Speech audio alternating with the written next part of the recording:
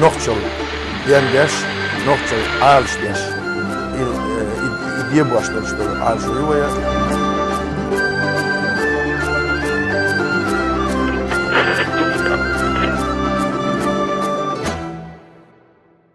Бисмиллахир-рахманир-рахим.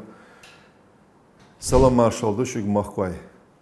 Добрый день, уважаемые зрители. Передача «Ночи с Инкетом» сегодня в гостях у легендарной личности Сайпудина Абубакарова. Сайпудин Абубакаров – это легенда молодежи 80-х, 90-х годов. Это легендарная личность, первый дипломированный сенсей, мастер в области восточных единоборств. Это чемпион мира среди ветеранов 2015 года, который проходил в Венгрии, в городе Варна. Собственно говоря, мы, Сайпуди, в процессе передачи будем рассказывать про вас, и мы знаем, что у вас очень много дипломов и наград, поэтому позвольте мне перейти сразу к первому вопросу. Сайпуди Саидович, и первый вопрос. Нам интересно, что сподвигло вас начать изучать боевое искусство? Вообще, расскажите, как было начало вашего спорта? Очень банально. Я болел с детства, очень болезненный мальчик был.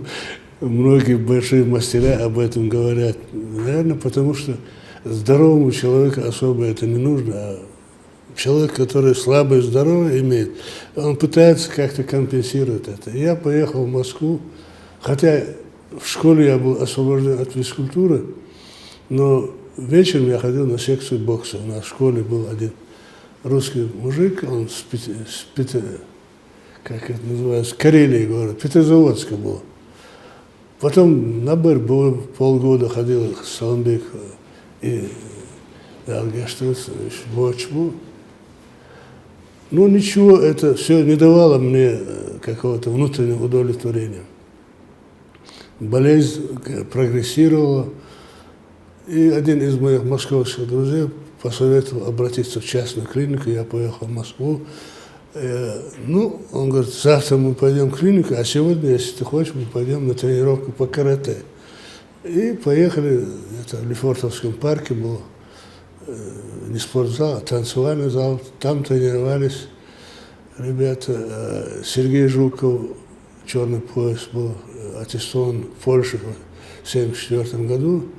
Аяма проводил там семинар. И мой тренер, можно сказать, многие годы, с которым я общался, Ишков Владимир Сидорович, коричневый пояс, первый. И вот после этой тренировки, после присутствия, я вышел просто в таком состоянии гроги, как говорят боксеры. Я забыл о своих болячках, о клинике. И когда мой знакомый сказал, мы завтра идем в клинику, я сказал, нет, я уже нашел то, что искал. Потом вернулся домой, что-то там, книгу мне они дали, Аяма вот из карате. А в 80-м году была первая всесоюзная аттестация. Аттестованный получал диплом. До этого был всероссийский семинар, но он как бы не имел официального статуса. И когда я пошел в спорткомитет, Байраков был тогда председатель спорткомитета, мне сказали, мы уже дали направление двоим, Луценко и Жоре Колесникова.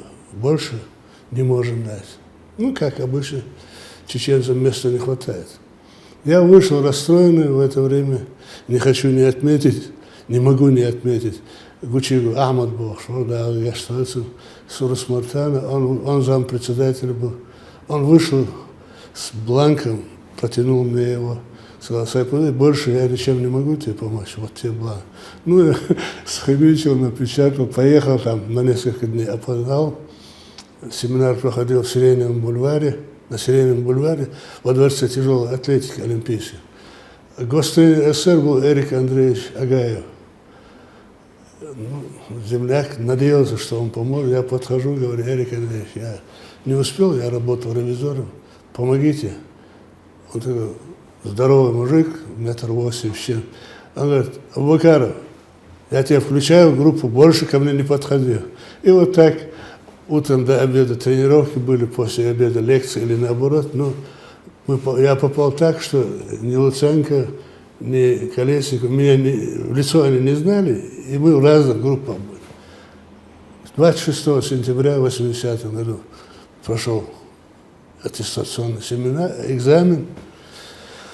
И я получил удостоверение номер 0642, до сих пор помню.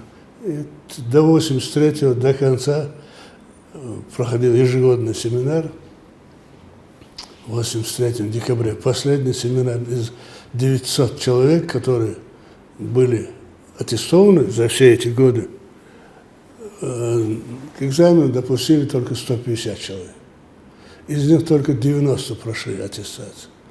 Ну, я оказался в числе этих 90, я окрыленный, причем оценку 4 балла получил, высокая.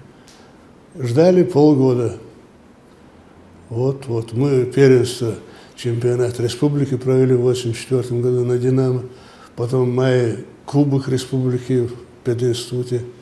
А в июне, по-моему, ну, лето, июнь, июль, Давид Рудман, есть такой заслуженный тренер СССР по дзюдо, он написал комсомолке статью «Кровавый спорт» на полстраницы.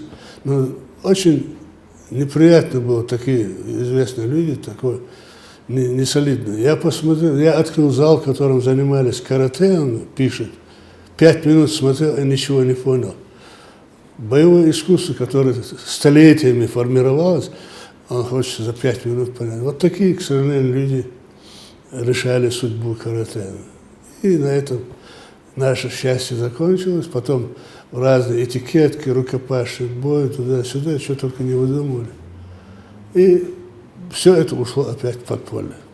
Сайфудин Саидович, а скажите, пожалуйста, я хотел бы напомнить нашим зрителям, что вы мастер 10-го дана восточных единоборств. И мы знаем, что это самый высокий дан, то есть выше уже нету.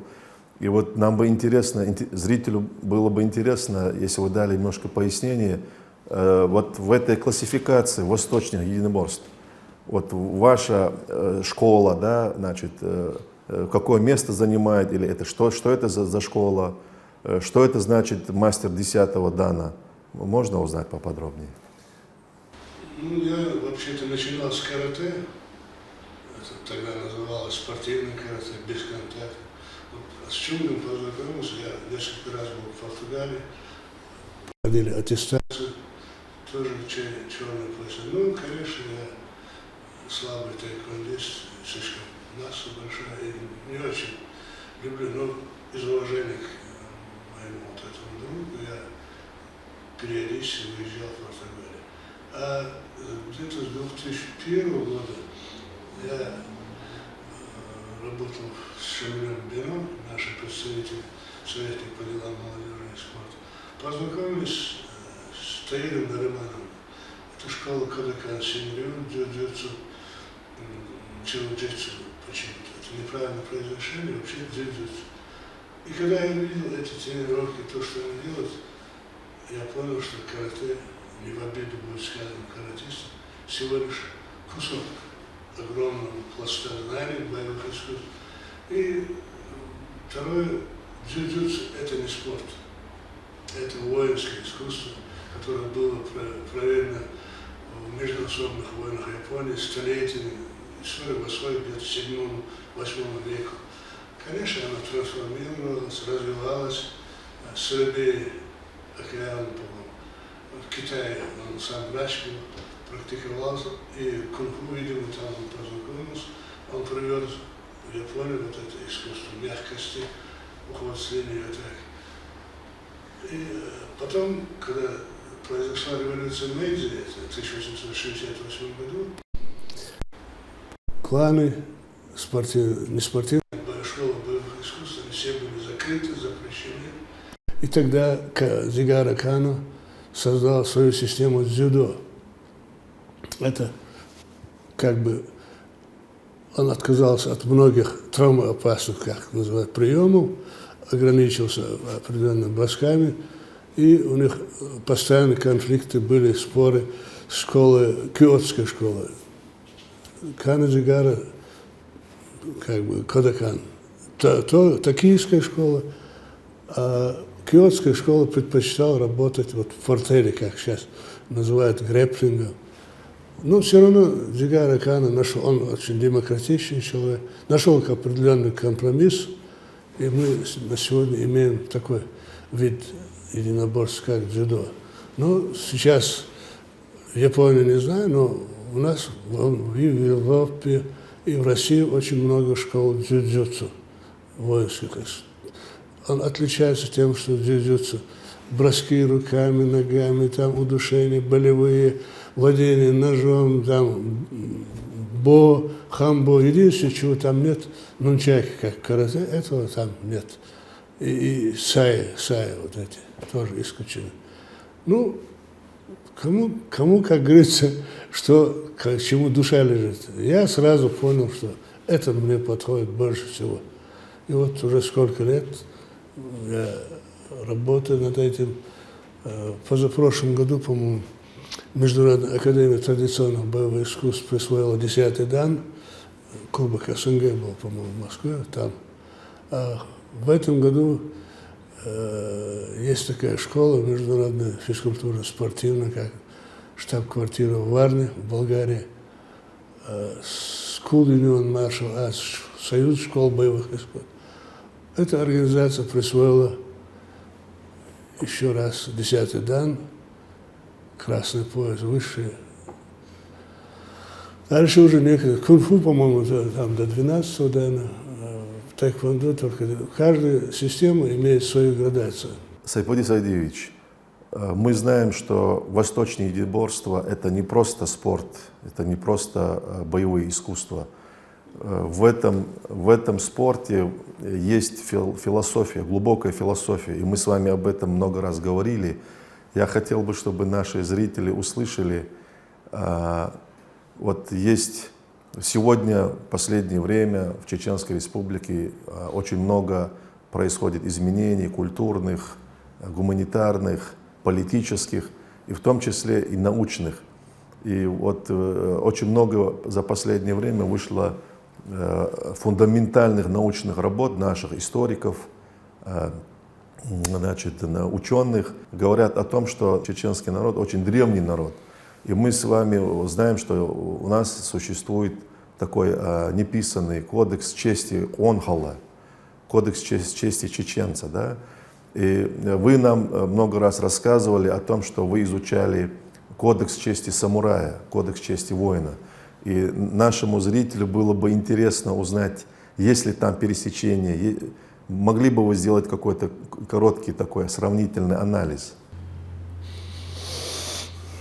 Попытаюсь. Я лично знаком с Ильясом Лечи, автором нашего вот этого труда, Куанхай кодекс. Конечно, занимаюсь восточным единоборством. Я занимался чисто японскими искусствами. Не коснуться темы самурайского кодекса чести просто невозможно. Очень фундаментальный труд такой есть Хагакуры, сокрытый в листве. Выделяют там три, вот, кстати, Далгешта Сайдмауна Хасин, часто мы эту тему затрагивали, проводили сравнительные беседы.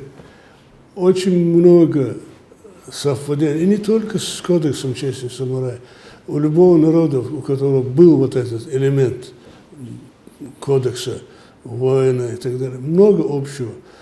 И обрати внимание, и зрители пусть, первое из трех главных качеств самурая, первое качество. Никто не догадался, я насколько спрашивал, никто не догадался, какое может быть первое качество самурая. Вопрос, можешь догадаться? Ну, это займет большое количество времени, поэтому... Человечность. Эдмалла. Иметь мужество, признать свою ошибку, если ошибся. Иметь мужество. И иметь благородство, признать достоинство противника.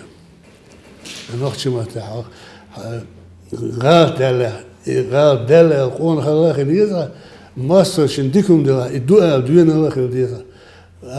сегодня видим, насколько мы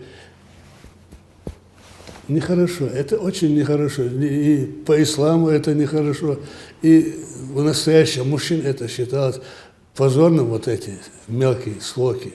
Второе качество, опять нигде там не фигурирует мэр, вир, вахар, нет этого. Второе качество – разум. В бесконечных беседах рождается мудрость. Ни в смартфоне, ни в телевизоре рождается мудрость. Не может она родиться, потому что только живое общение, книги, они развивают мышление человека. А телевизор, смартфон нам разжеванную информацию дает, и наш мозг перестает работать. Или работает еле-еле, коптит, как говорят. И только третье качество – смелость.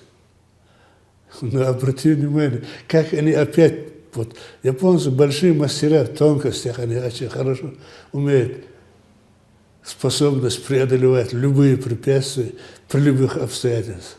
А ночи вухца вухарвош, ну там, он вухца, а пойти драться там, это собаки тоже дерутся. У нас сейчас молодежь вообще не сдержанная. Чуть что, ОМОН, давай сюда, шмон сюда, 10 на одного могут напасть, 20 напасть. Я в Москве видел на чемпионате России по боевому самбо, это Федерация генерала Мало, 60 человек напали на судью, 30 спортсменов напали на судью 60-летнего старого человека. К сожалению, вот дагестанская команда была, и ответственный был Абакаров, ответственный. К сожалению, вот такие вещи в последние десятилетия очень распространены. А в дзюдзюцу, почему опять мне нравится? По правилам дзюдзюцу зрители не имеют права слишком эмоционально выражать свои мысли. Солидно надо. И очень, я бы сказал, вот Сейд Маус, сколько мы беседовали, создалось впечатление, что Чеченский кодекс, он чуть-чуть благородный, потому что он основывается еще и на исламе. Сайпуди, скажи, пожалуйста, вот продолжение как бы вот этой темы, как бы философской, да, воспитательной, с точки зрения воспитательного такого момента, хотел бы следующий вопрос задать такой. Ну, в общем-то, наша задача современного чеченского общества воспитать нашу молодежь подрастающую очень духовно нравственную, да, чтобы она вбирала в себя как нашу легендарную историю нахов, чеченцев, так и учитывая современные реалии, то есть глобализация, современный мир, современные технологии, информационный век, да, мы не можем сбрасывать со счетов влияние информационного века. И вот как бы в это сложное такое время такой вот новых вызовов, да, информационных вызовов с точки зрения потери нравственности, вот эта атака вот, мировой как бы вот этого тенденции глобализации, где стираются национальные границы, там, да, нравственность, там, система ценностей, смыслов. Вот как в этих условиях воспитывать молодежь? Какая она должна быть, на ваш взгляд, с высоты опыта вашего, как бы, ваших лет? Нам было бы интересно. Вопрос, конечно, интересный, но, к сожалению, мои слова будут как глаз вопиющего в пустыне. Живем мы действительно, с одной стороны, прекрасное время. Почему? В 1984 году я впервые попал за границу Иордании. Со мной был старик Алдов, Осман. Когда он услышал азан, он подошел к окну, и у него из глаз текли слезы, как и у меня. Потому что все эпохи Советского Союза, мы же, нам закрыты были до ворота в религию, как говорит, ни мечети, ничего. Сегодня, конечно, прекрасно. Мы должны были наслаждаться вот этой красотой. Мы не мечтали, что когда-то будут такие мечети, такие дороги и так далее, и так далее. Но есть ребята, которые пользуются этим благами, дуку хафиш бывает. Но, к сожалению, мне кажется, их мало. Большинство заняты самолюбованием. Был Джун Риген, с которым я дважды общался, рассказывал, это человек, который тренирует Конгресс США, был членом оргкомитета празднования 200-летия Америки. Он говорил, я случайно прочитал, как Джордж Вашингтон, будучи президентом, вставал, когда заходил его отец. Мне стало интересно, я пришел домой, Джун Ри не бедный человек, зашел, а мой сын лет 15 сидел в кресле, ну, как обычно.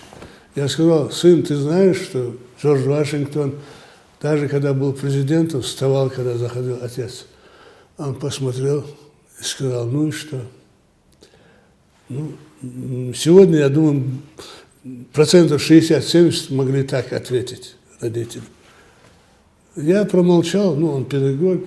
Через несколько дней, когда я вернулся, собачка вскочила с кресла, подбежала, и он сказал, я улыбнулся и говорит, хорошо, что хоть одно существо в этом доме уважает меня. Сын удивленно посмотрел, сказал, кто? Вот собака.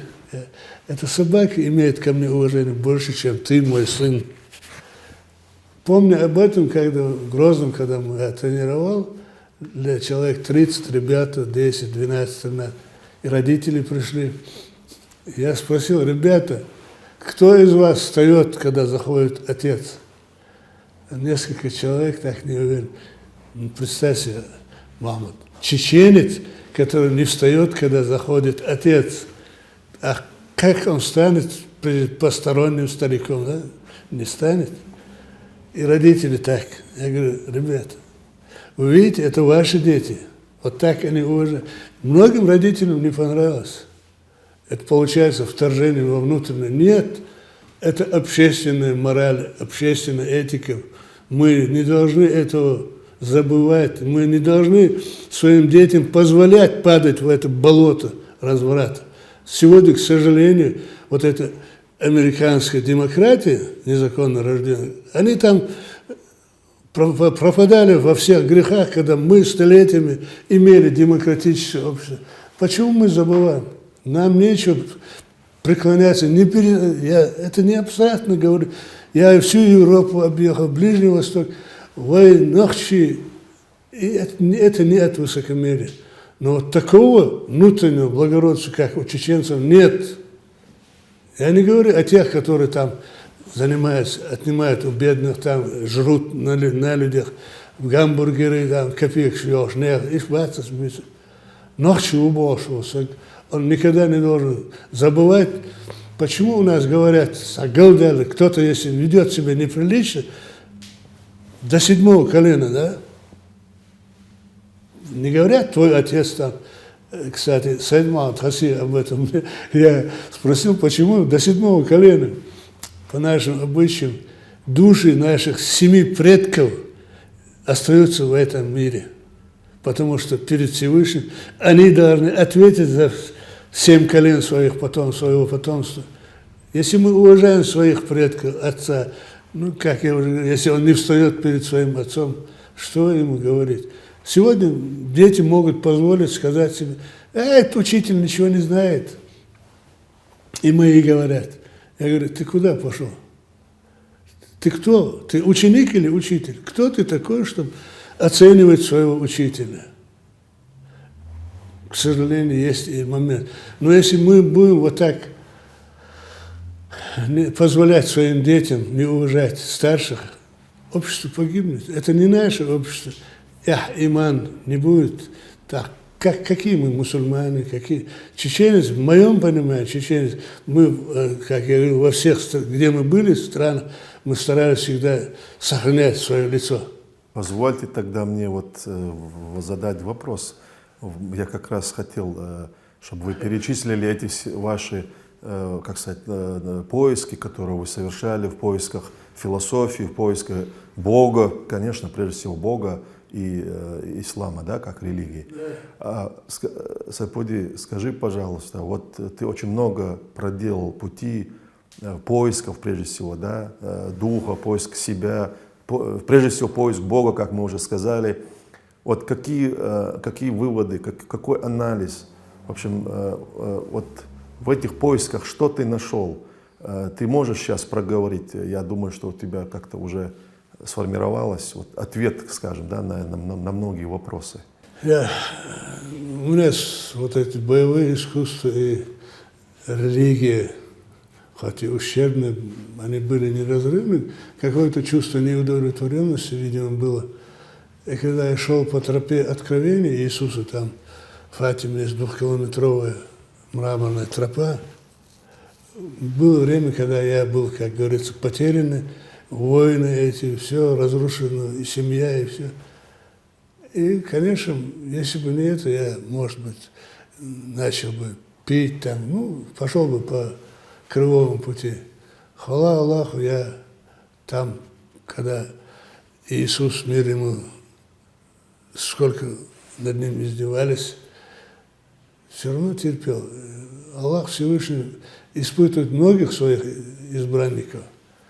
И какой-то свет у меня в голове появился. Я понял, что в это смысл жизни не в том, чтобы купить машину, квартиру там и так далее. Когда в Багдаде ночью помогал нам Ахмад, звали этого парня, Адам спросил у него как дела? Ему где-то 19 лет было. Я благодарен Аллаху, что в юные годы я оказался на его пути. Мне было 46 лет. Вот там я лежал, мы 20 человек в большой комнате, дервиши. У меня потекли слезы из глаз. Я мысленно говорил: Всевышний Аллах, почему ты меня так долго держал далеко от своего пути?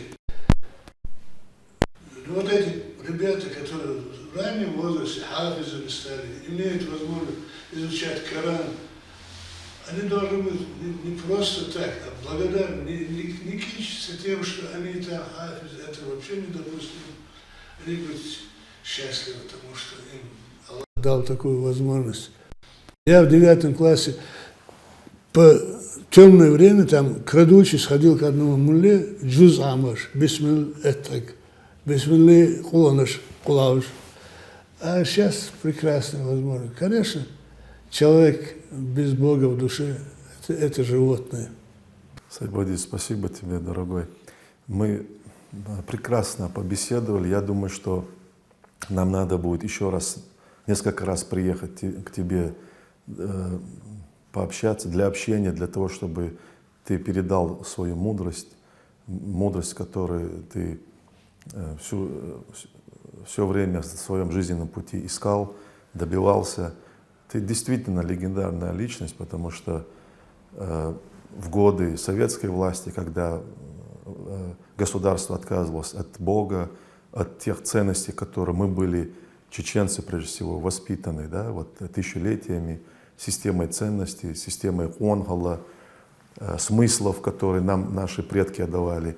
Вот советская страна, власть пыталась это все как бы отодвинуть, чтобы это мы успешно все забыли. Сегодня происходит возрождение, и твой жизненный опыт, ты об этом сказал в своих словах, что ты пришел долгими путями, окольными путями, все равно пришел к тому, что есть Создатель, Господь, Аллах, который уже давно все, как сказать, сформулировал в своей священной книге в Коране, и ты нашел подтверждение, да, многим вот этим положениям, сурам, аятам, ты находил в практической жизни, в своих поисках это все, и, соответственно,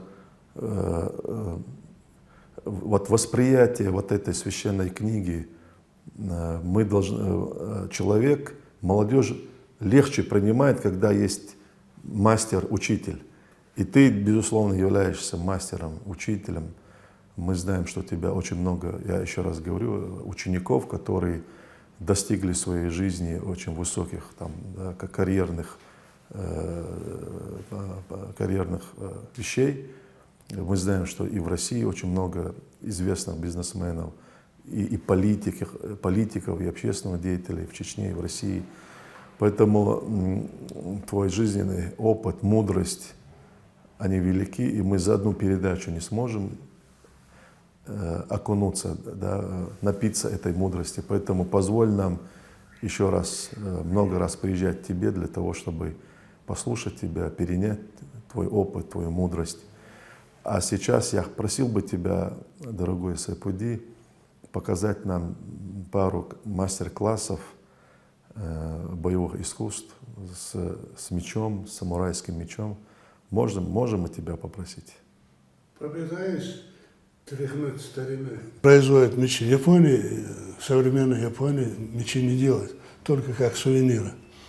Самая известная компания – это Cold Steel, американская.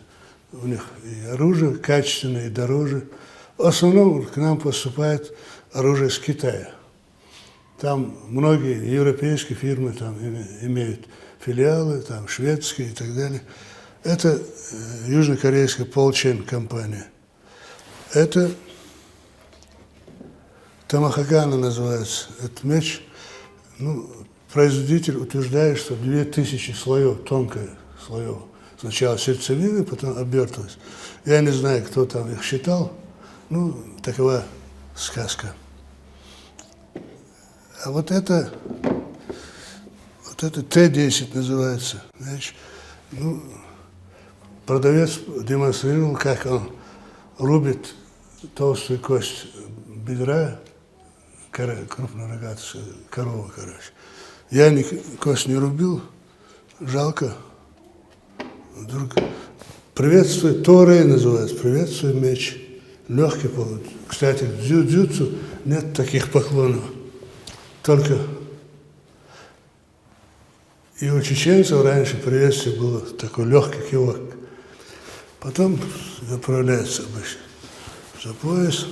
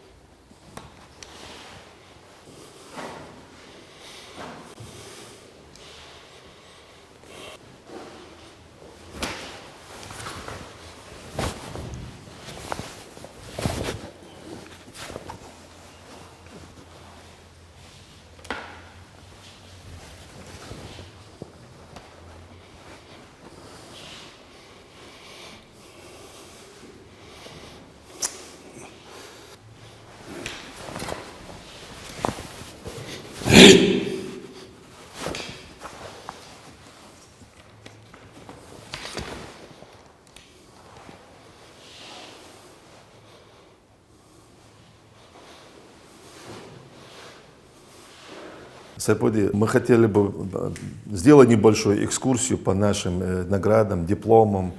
Расскажи, пожалуйста, про них. Это Восточный Единоборство Кабуду, 5-й дом, по-моему. Вот это Гуджурю, Азербайджанская Федерация, 6-й дом, памятный диплом. Это Академия Тайквондо Португалии. Это диплом подтверждает членство в Международном клубе черных поясов Кукион в Южной Корее, Сеул. 96-й год, прошлый век. Это Ким, президент Федерации Кукион. Он же был членом Международного олимпийского комитета. Это 3-й дан Академии Тайквондо Португалии. Это судейский или памятный диплом. Это джиу-джитсу. Джиу-джитсу, да? Да, 1-й дан. Это 2-й дан. Это контактное карате, 2-й дан. Хотя 3-й дан присвоили, но началась война. Это 2-й дан Академии Тайквондо Португалии. Это тоже 1-й дан Академии Тайквондо.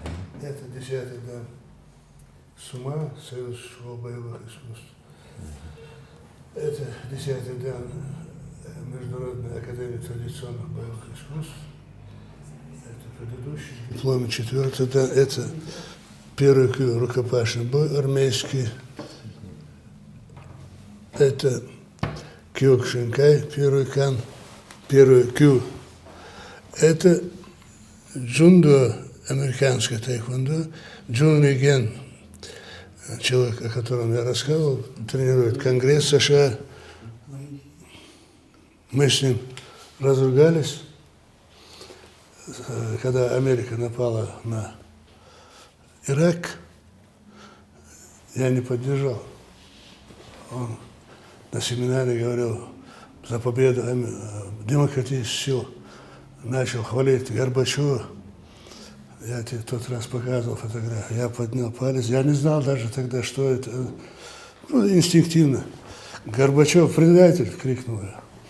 Там около 100 человек, еще СССР был. Все повернулись, как, что это за ненормальный человек. Ну, слово ненормальный меня не оскорбляет. Я не всегда вписывался в норму. Поэтому, ну, через полгода на очередном семинаре он мне вручил спортивную награду президента США за подписью Джорджа Буша и Арнольда Шварценеггера. Я почему акцентирую внимание на это? Не грубить надо, но вот свое мнение иметь надо.